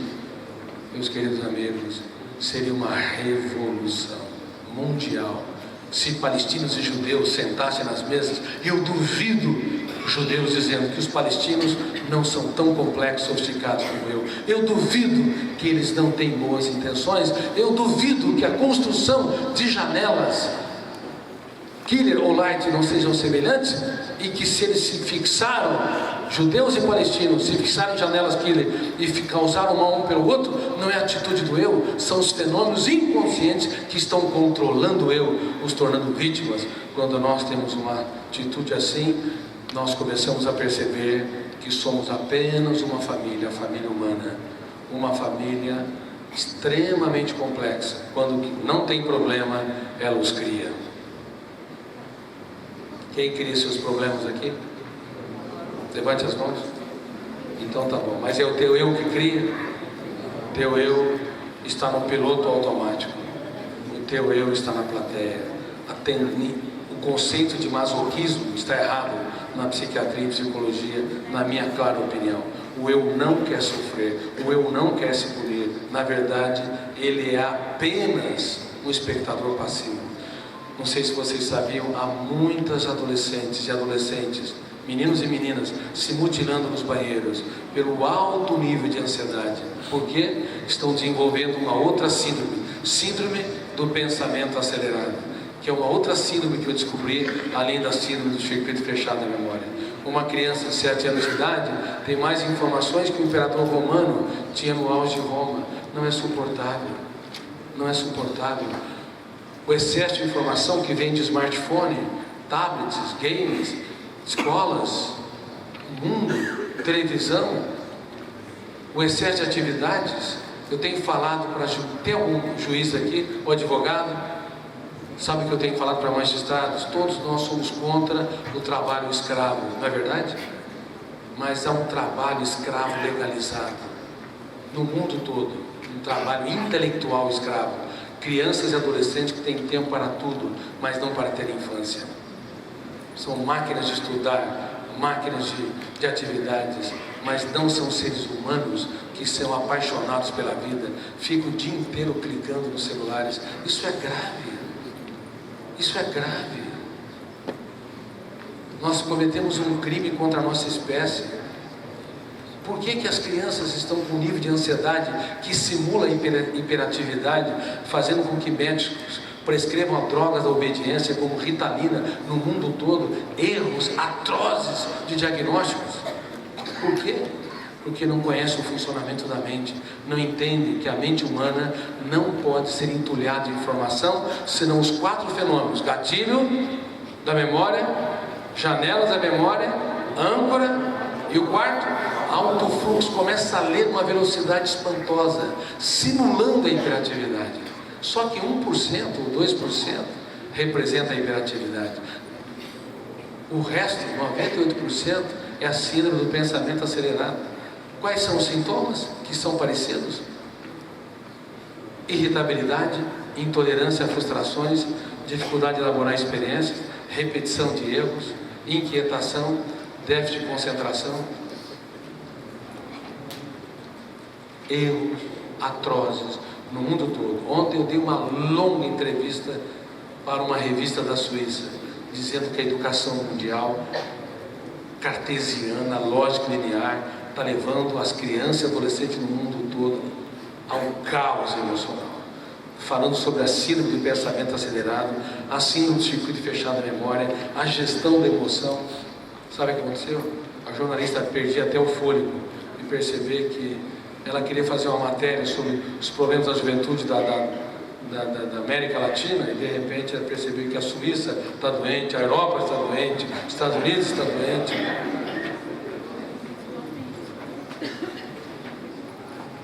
Infelizmente, eu vou às lágrimas ao saber disso. E quais são os sintomas? Quem esteve na minha última conferência aqui no Free Mind? Levante as mãos. Quais são os sintomas da síndrome do pensamento acelerado? Vamos lá, levante as mãos. Quem acorda cansado? Dores de cabeça e dores musculares? Levante bem as mãos, sem medo. Quem sofre por antecipação, de novo? Quem tem dificuldade de conviver com pessoas lentas? Sono de má qualidade? Quem quer ser internado? Outra pergunta: quem tem déficit de memória e esquecimento? Tem que internar vocês. Esgotamento cerebral. uma mente hiperpensante, mas quem leva a essa hiperprodução de pensamentos, o eu ou os 4 fenômenos inconscientes? Os 4 fenômenos inconscientes. Tudo isso conduzindo a humanidade à bancarrota. Bom, queridos amigos, o resultado é que nós estamos no mais dramático caos. Por isso, as ferramentas do Free Mind, elas são vitais. Elas deveriam ser trabalhadas todos os dias. Todos os dias. Quem é líder de comunidade terapêutica ou trabalha em comunidade terapêutica, levante as mãos. Todos os dias. Vocês devem aplicar. Vocês vão ver a revolução. Fazendo reuniões. Tem quanto tempo ainda, Paulo? 20 minutos. Vocês querem que eu encerre? Fala, Paulo, o problema é ser com você. A síndrome do pensamento acelerado, junto com a síndrome do circuito fechado da memória, nivelou por baixo, gerando uma insatisfação crônica. Em destaque, toda vez que você hiperacelera o pensamento, você perde em prazer de viver. Toda pessoa mentalmente agitada, ainda que seja lúcida, coerente e inteligente como vocês, tem um déficit de alegria, de encantamento e de sustentabilidade de ter um romance com a vida. E toda vez que nós temos uma insatisfação crônica, aqueles que fecham mais facilmente o circuito da memória podem ser influenciados pelos amigos para usar drogas. Eles procuram alternativas para tentar, de alguma forma, aliviar o seu estado de angústia, e as drogas acabam sendo uma grande oportunidade, uma oportunidade atroz. Traficantes não vendem drogas, está errado. Os jovens é que procuram as drogas.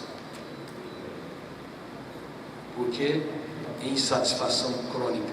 Estamos na era, repitam comigo, estamos na era dos mendigos emocionais.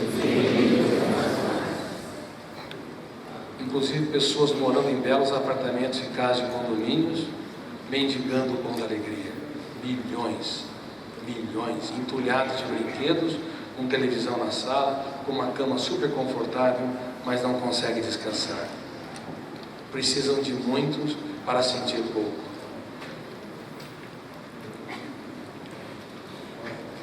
Nós desenvolvemos o Hotel Gestão da Emoção para dependência química e também dependência digital. E esse Hotel Gestão da Emoção era também para dar suporte às nossas atividades sociais. O Free Mind, o programa Free Mind é totalmente gratuito, mas nós precisamos de recursos para poder, com mais de 1000 comunidades terapêuticas, nós queremos no mundo todo também que esse programa seja trabalhado gratuitamente. E aí vocês têm um folder, receberam o folder do Hotel Gestão da Emoção. E nós estamos adotando os orfanatos do Brasil. O nosso sonho é adotar todos os orfanatos do Brasil para dar gratuitamente para as crianças e adolescentes abandonadas pelos seus pais o programa Escola da Inteligência, que é um programa de educação da emoção.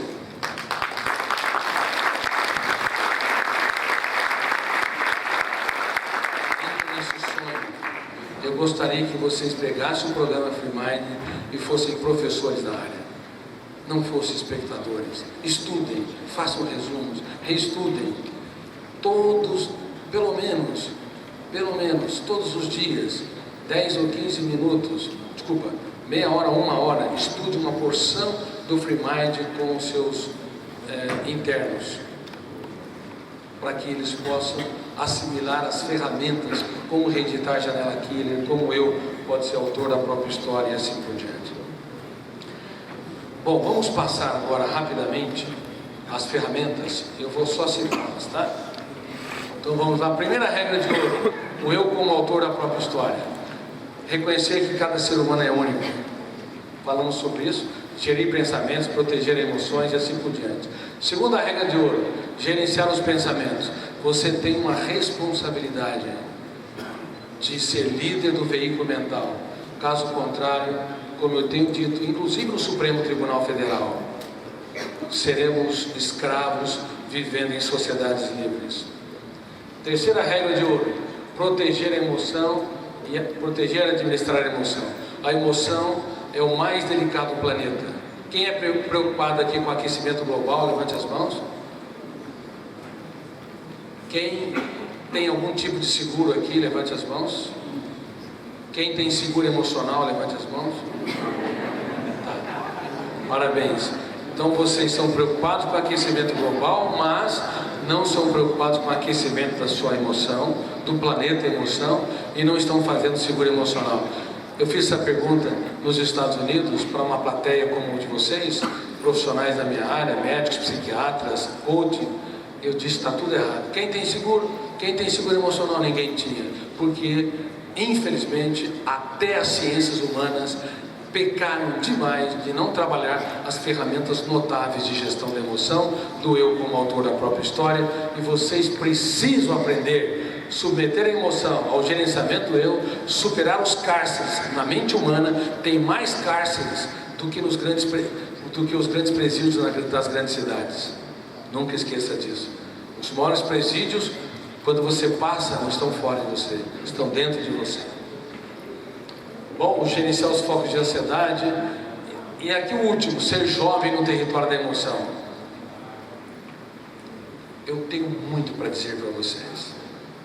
A emoção pode envelhecer precocemente, mais rápido que o corpo. Como é que é o nome da senhora mesmo? Terezinha. Terezinha, eu estou percebendo que você é jovem ativa.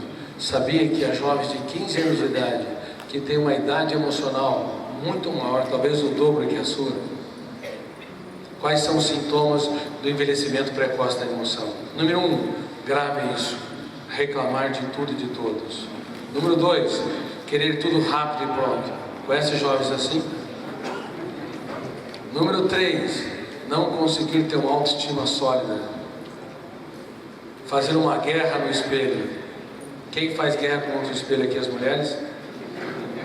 Quem faz guerra aqui? As mulheres. Bom, sabe quantos por cento das mulheres têm autoestima sólida? Sabe quantos por cento? Vamos perguntar aqui para os homens. Você, de camisa azul, como é que é o seu nome? Jerônimo. Quantos por cento você acha das mulheres que têm uma emoção saudável com uma autoestima sólida? Nossa, o Jerônimo falou, chutou lá embaixo. Caramba, Jerônimo, 5%? Quem dá mais aí? 40%? Ele chutou alto. Na verdade, 3% das mulheres. Bate palmas para eles. Bom, as mulheres vêm uma revista de moda. A primeira foto da modelo não está igual ao seu corpo. Ela tem um ataque de raiva. Depois de milhares de fotos que vêm da indústria da moda, da TV e do cinema, forma-se o quê? Uma janela? Não, um porão killer. Aí as mulheres vão diante do seu pior inimigo, o espelho. Aí dizem: espelho, sejam honestos, espelho meu, existe alguém com mais defeito do que eu? Aí vem o maridão: querido, o meu culote está horrível. Coitado daquele homem, nem sabe o que é culote. Mas o que antes não viam, plantou uma janela killer nele. Vai ver com uma lupa. Queridas mulheres, se vocês estão aprendendo free mind e gestão da emoção, vocês devem olhar nos olhos do seu parceiro e dizer com todas as letras: olha aqui, eu sou linda, maravilhosa, inteligente, encantadora, e você faz um grande negócio de viver comigo.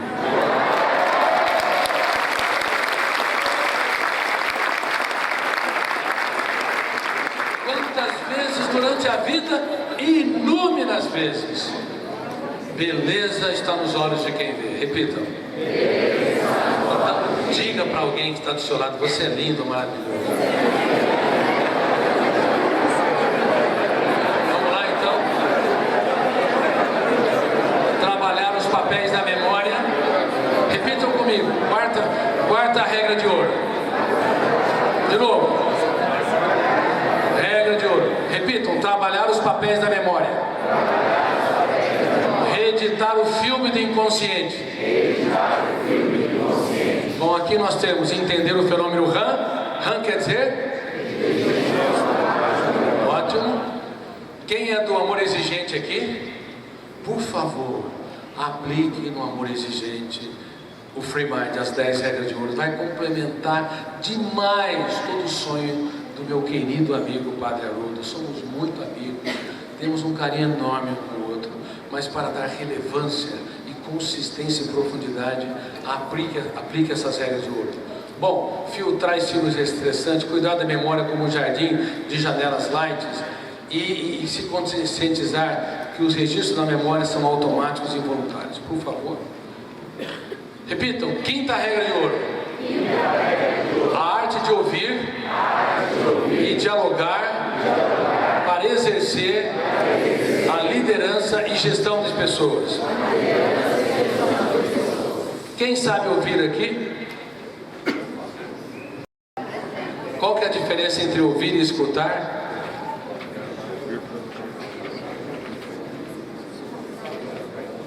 Escutar é você ouvir sons, ouvir é você se esvaziar de si mesmo, se colocar no lugar do outro, para ouvir o que eles têm para falar. Muitos teóricos, muitos intelectuais, muitos psicólogos, muitos professores e pais não foram treinados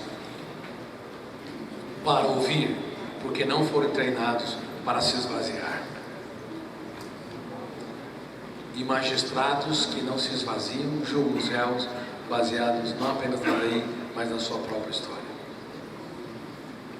Executivos que não aprenderam a se esvaziar, eles acabam criticando, apontando falhas, constrangendo os seus colaboradores e não ouvindo o que eles têm para dizer e não extraindo o que eles têm de melhor. Nós machucamos pessoas caras no caminho. A maioria dos pais são péssimos ouvintes, são excelentes escutadores, péssimos ouvintes. Uma pessoa que sabe ouvir bem, aprende a ouvir o que os sons nunca disseram. E uma pessoa que enxerga bem, aprende a ver o que as imagens nunca declararam. Há filhos chorando, gritando, à beira de um suicídio, e professores não enxergam, conseguem só ver a agitação e a agressividade, e pais são especialistas em dar broncas e apontar falhas. Gravem isso e repitam isso. Cérebros que são especialistas em apontar falhas,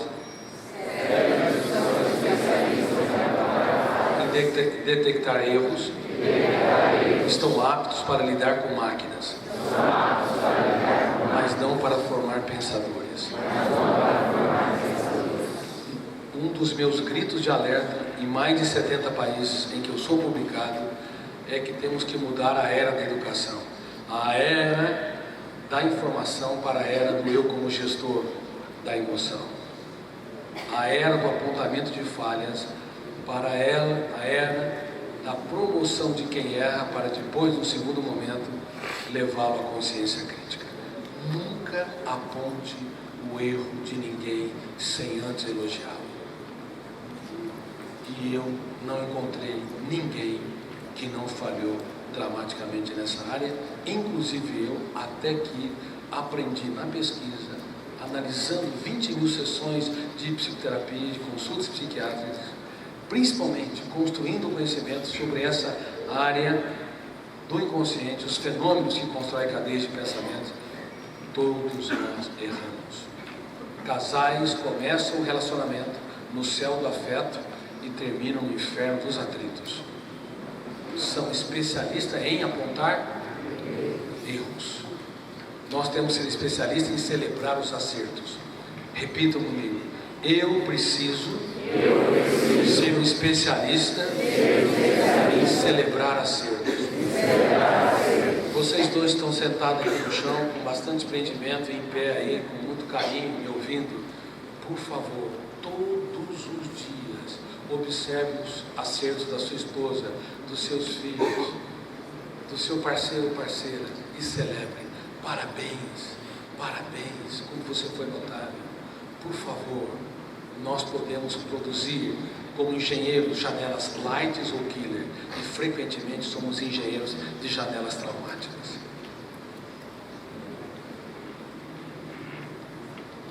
Sexta regra de ouro. Repito, a arte do diálogo, do alto diálogo, ou mesa redonda do eu. Nós já vimos sobre isso, vocês têm muitas lições sobre isso.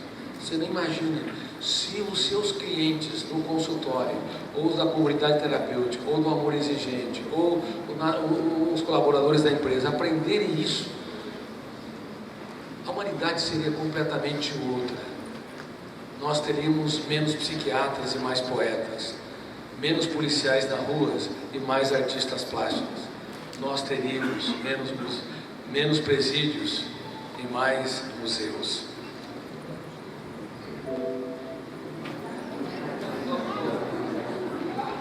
Sétima regra, contemplar o belo.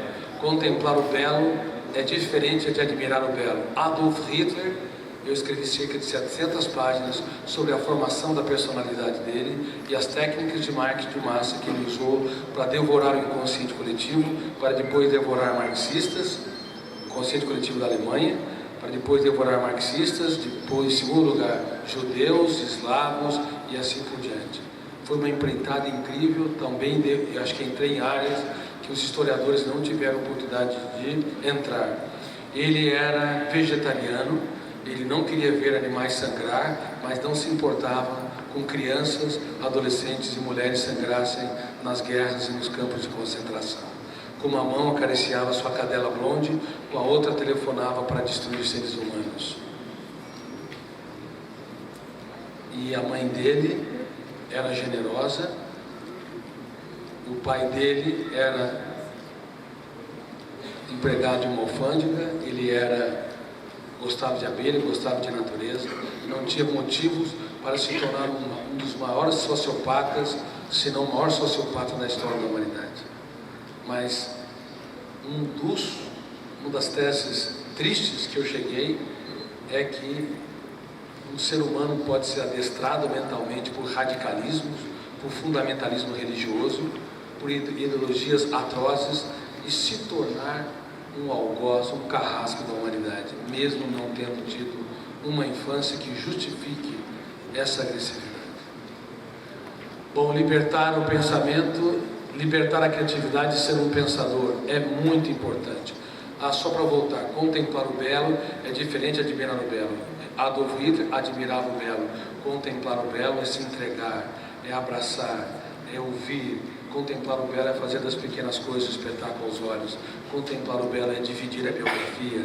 Lembre-se, falar das suas lágrimas, para os seus filhos conhecerem as deles. Se vocês todos que estão me ouvindo não conseguirem transferir a sua biografia, não falar dos dias mais tristes de sua história para quem você ama, para que eles aprendam a escrever os capítulos mais nobres nos dias mais dramáticos, vocês falharam enquanto líderes e educadores, ainda que sejam pessoas notáveis na sua área.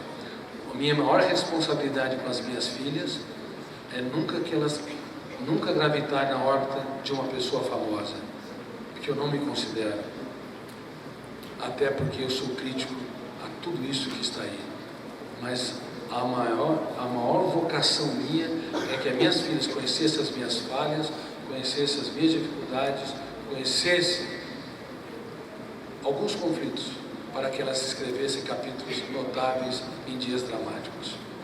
Por exemplo, eu falo que os pais deveriam ser os melhores heróis, os melhores poetas para os filhos, os melhores cantores, mas eu sou desafinado, não importa. Se você, nos primeiros anos, cantar, mesmo desafinado, você vai ser altamente encorajador, você vai ser influenciador. Cante, recitem poesias, seja um herói. Eu me lembro de uma experiência engraçada. Certa vez eu estava nos Lagos Andinos com as minhas filhas e minha esposa. Elas eram pequenas assim, tinham 12, 13 anos, e uma delas ficou menstruada. E eu não conseguia, ninguém de nós falávamos o espanhol adequado. E aí elas não precisavam de um absorvente. e nenhuma delas queriam se arriscar a perguntar absorvente em espanhol. E vai lá eu, o herói. Papai, você tem que fazer isso por nós, mas filha, eu? Sim, papai. Aí eu cheguei diante, era uma venda, e eu tentei gesticular, não consegui, até que eu falei, Sir, usted tienes tampão de las mujeres? O homem coçou a cabeça e disse, mas que se passa?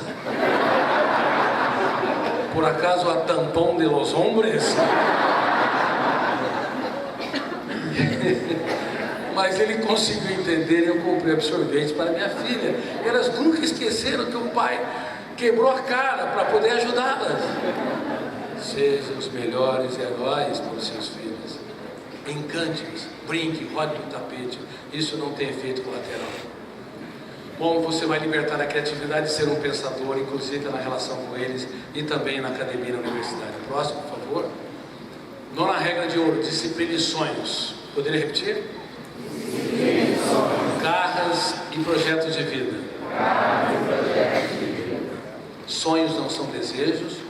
Desejos são intenções superficiais. Desejo de ter um amigo, desejo de ser um grande amante, um grande parceiro da minha parceira, um marido encantador, uma esposa encantadora. Desejos. O céu, o inferno emocional está cheio de pessoas bem intencionadas, saturadas de desejos. Precisamos de sonhos, porque sonhos são projetos de vida. Mesmo quando o mundo desaba sobre nós, ele nos controla. E sonhos precisam de disciplina, garra, transpiração todos os dias, mesmo que o tédio, a ansiedade ocorra. Ontem eu falei na entrevista que fiz na Suíça que os jovens de hoje não sabem lidar mais com o tédio, os adultos de hoje não sabem lidar mais com a ansiedade criativa, porque é uma ansiedade saudável, que te motiva, te anima. Ela só é doentia quando ela provoca sintomas. Mas as pessoas não sabem mais lidar com a rotina diária. Precisam de muitos eventos para ter migalhas de prazer. São miseráveis. Reitero. Repitam comigo. Sonhos sem disciplina produzem pessoas frustradas. E disciplina sem sonhos produz pessoas que obedecem a ordens. Autômatas. Nunca divorcie sonhos. Disciplina, caso contrário, você nunca vai ser um grande construtor de projetos. Nunca vai impactar sua família, sua empresa, a humanidade. Nunca leve os seus orientandos, pacientes e clientes a divorciarem esses dois fenômenos. Próximo, por favor. Resiliência e inteligência existencial. Resiliência é a capacidade de suportar contrariedades e manter a integridade. Resiliência é a capacidade de você enfrentar a dor sem medo. Nunca tenha medo da dor. Dê as costas para ela, seja qual for a dor. De humilhação a dependência de drogas, de depressão a síndrome do pânico, de anorexia a timidez e insegurança. Enfrente a dor, que o teu eu tem mais habilidades, usando a técnica da mesa redonda do eu e a técnica do DCD, mais habilidade para domesticá-la. Você transforma metaforicamente num animal doméstico. Você educa os seus conflitos, você não apaga os arquivos, você reedita janelas killer, mas dê as costas que qualquer conflito, qualquer janela killer se torna um monstro, um predador. Por isso, eu gostaria, ao encerrar a minha conferência, de levar vocês a recitar uma filosofia poética que é o extrato de tudo que eu disse. Que o meu eu possa treinar todos os dias a ser autor da minha própria história. Nunca mais ficarei na plateia de maneira irresponsável assistindo os fenômenos inconscientes me encarcerarem. Cada ideia perturbadora eu criticarei e reciclarei. cada emoção angustiante eu impugnarei. Eu serei um sonhador, um vendedor de sonhos, numa sociedade que deixou de sonhar. E um vendedor de sonhos conquista aquilo que o dinheiro não pode comprar. E se eu sonhar, não terei medo de falhar. E se eu falhar, não terei medo de chorar. E nem de compartilhar as minhas lágrimas. Darei sempre uma nova chance para mim mesmo e para as pessoas que eu amo. Pois apesar dos meus defeitos, eu não sou mais um número na multidão. Sou um ser humano único, uma estrela viva no teatro da existência. Eu sei que eu tenho me machucado muito, mas eu vou reescrever a minha própria biografia. Muito obrigado por vocês existirem.